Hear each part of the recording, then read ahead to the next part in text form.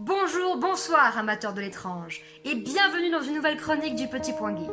Je m'appelle Scylla et aujourd'hui, Halloween oblige, je mets en garde les personnes sensibles, femmes enceintes et détenteurs de pacemakers, car je ne vais pas parler d'un, mais de deux jeux vidéo d'horreur. True Fear The Forsaken Souls, partie 1 sortie en 2015 et partie 2 sortie en 2018 sont les deux premiers opus de la trilogie de jeux vidéo du même nom, développé par Goblins et édité par The Digital Lounge. La troisième et dernière partie est encore en cours de préparation, alors patience. Il s'agit d'une série de jeux vidéo de type point and click, traduire littéralement viser et cliquer, en vue à la première personne, branché suspense et horreur, et disponible sur PC, PlayStation 4, Nintendo Switch, iOS et Android. La trilogie suit la même trame narrative, aussi je te conseille de bien respecter l'ordre des épisodes au risque d'être perdu. Dans cette histoire, nous incarnons Holly, une jeune femme âgée d'une vingtaine d'années, dont on comprend rapidement qu'elle n'a pas eu une enfance facile. Sa mère est morte alors qu'elle n'avait que 11 ans et elle a dû être placée en famille d'accueil après un bref séjour chez ses grands-parents, eux aussi malheureusement décédés. Au stade où on démarre le scénario, Holly a réussi à se reconstruire, elle a refait sa vie, elle a un bon job et un chéri, bref, ça va un peu mieux. Mais une nuit, alors qu'Holly est tranquillement en train de dormir, elle entend frapper violemment à la porte. Un recommandé lui parvient, signé de sa sœur qu'elle n'a pas vue depuis 10 ans.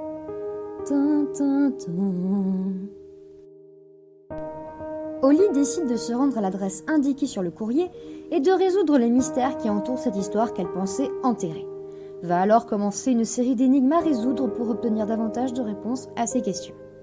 La première partie se passe dans une maison hantée et la deuxième se poursuit dans un asile psychiatrique, ce qui va mettre ta fréquence cardiaque à l'épreuve.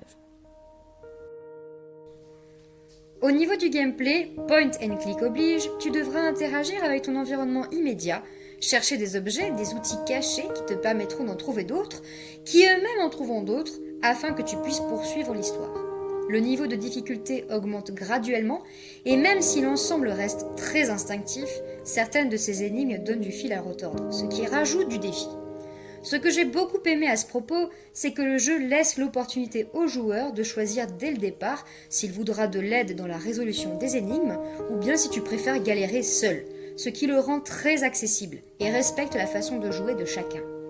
Les interfaces quant à elles ont été bien pensées, comme la minimap, qui permet le déplacement rapide sur un lieu d'enquête débloqué et qui évite les allers-retours rébarbatifs.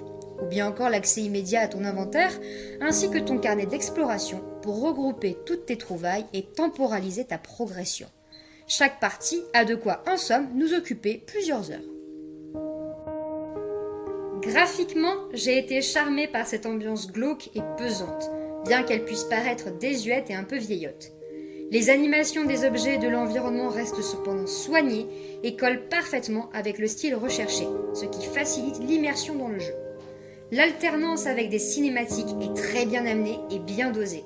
J'ai parfois eu l'impression de regarder un film ou une série. Et même si les jumpscares sont facilement anticipés, j'ai parfois eu des petits coups de stress à l'annonce de danger imminent. Sur le plan sonore, je recommande vivement de jouer avec un casque et avec une lumière tamisée, afin de profiter le plus possible des détails et encore une fois de l'ambiance qui se dégage du jeu. La musique de fond est discrète mais efficace et les sons produits par les objets et l'environnement sont vraiment prenants. J'ai vraiment beaucoup aimé jouer à ces jeux, bien plus que ce que je ne m'y attendais à la base parce que d'habitude ce n'est pas ce que je préfère. Mais le scénario m'a vraiment tenu en haleine et les révélations finales me donnent très envie de jouer à la partie 3. Pour moi, cette saga de jeux vidéo colle parfaitement avec le mystère, l'horreur et le fantastique qu'on est en droit d'attendre à Halloween. J'espère que je t'aurai donné envie d'affronter tes peurs et surtout de t'essayer à jouer à cette saga très prometteuse. Voilà, c'est tout ce que j'avais à dire pour l'instant sur True Fear The Forsaken Souls. J'espère que cette chronique vite fait bien fait t'a plu et qu'elle t'aura fait frissonner. N'hésite pas à interagir dans les commentaires pour donner ton avis ou poser des questions.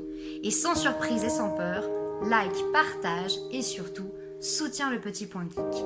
En attendant la prochaine fois, prends soin de toi, attention derrière toi et surtout, geek bien.